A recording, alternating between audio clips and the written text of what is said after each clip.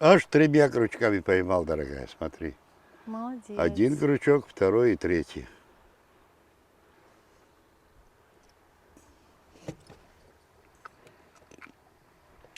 Чтоб крючки не воткнулись, надо за жабры сразу схватить.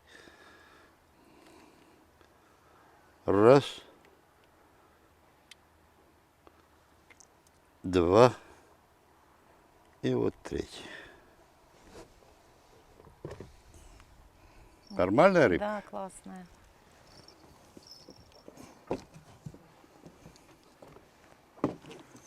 Это побольше, чем те.